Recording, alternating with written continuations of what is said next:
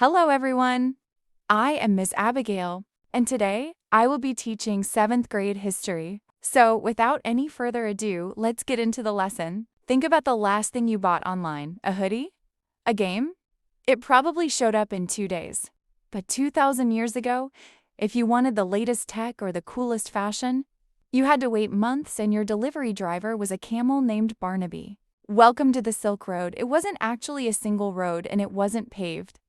It was a 4,000-mile web of trade routes connecting the east to the west. So, why the name?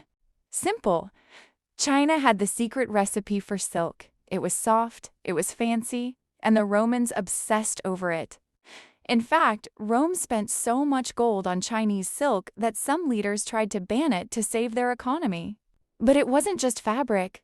It was a giant give one, take one bin. From China, it was paper, gunpowder, and spicy ginger. From India, it was cotton, pearls, and precious stones. And lastly, from the West, it was horses, glassware, and olive oil. Trading wasn't easy. You had to survive the Gobi Desert, where it's freezing at night and boiling at day, and the Pamir Mountains, aka the roof of the world. Plus bandits. Merchants didn't travel alone. They moved in caravans. Think of it like a giant armored convoy of camels.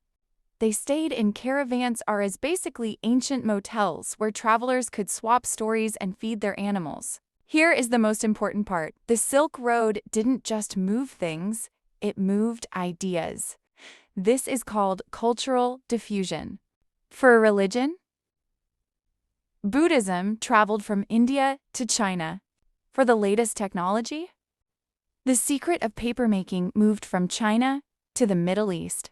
For bad news, unfortunately, the bubonic plague, the Black Death, also hitched a ride on those trade ships and caravans. The Silk Road eventually faded as explorers like Vasco da Gama found faster sea routes, but the impact stuck.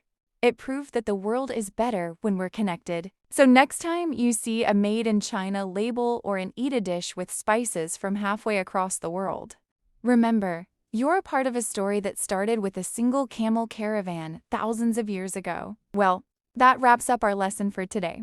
If you want to see more of my content, please consider liking and subscribing. And I'll see you in the next lesson.